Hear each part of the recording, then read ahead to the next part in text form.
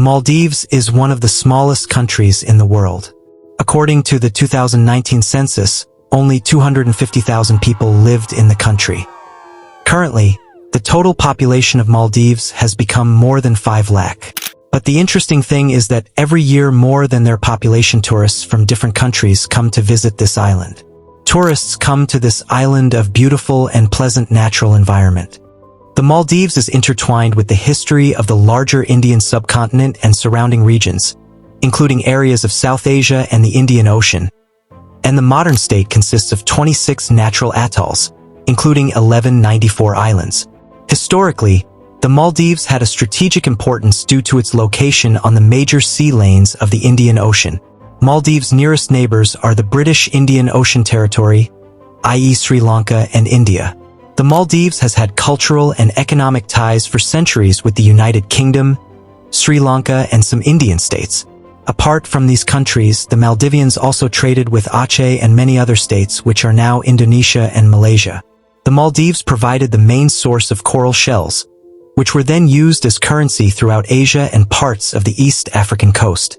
Perhaps the Maldives was influenced by the Kalingas of ancient India, who were the first sea traders from India to Sri Lanka and the Maldives and were responsible for the spread of Buddhism. Piles of Chinese porcelain buried in various locations in the Maldives show that there was direct or indirect trade contact between China and the Maldives. In 1411 and 1430, the Chinese Admiral Cheng Ho-Cheng-He visited the Maldives. The Chinese became the first country to establish a diplomatic office in the Maldives in 1966, when the Taipei-based Chinese nationalist government opened an embassy in Male. This office has been replaced by the Embassy of the People's Republic of China.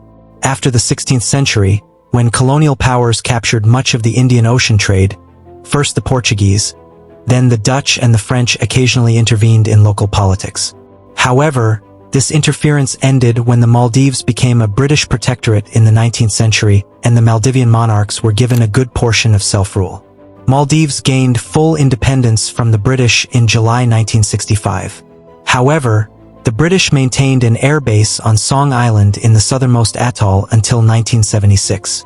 Britain's withdrawal in 1976 at the height of the Cold War almost immediately sparked foreign speculation about the future of the airbase.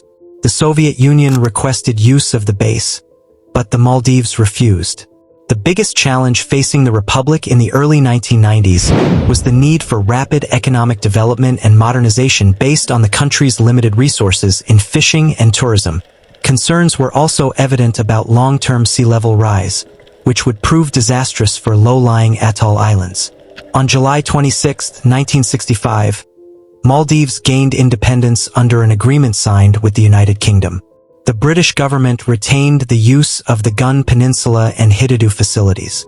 In a national referendum in March 1968, Maldivians abolished the Sultanate and established a republic.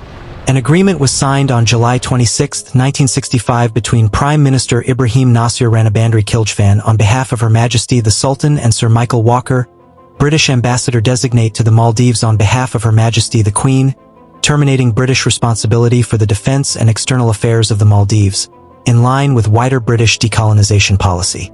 Causes the islands achieved full political independence as the ceremony took place at the residence of the British High Commissioner in Colombo. After this, the Sultanate continued for another 3 years under Mohammad Farid Didi, who proclaimed himself king instead of sultan. The smallest country has a total area of 300 square kilometers. More than 11 people live per square mile. The country's current GDP is $6.171 billion. Thanks for watching the full video.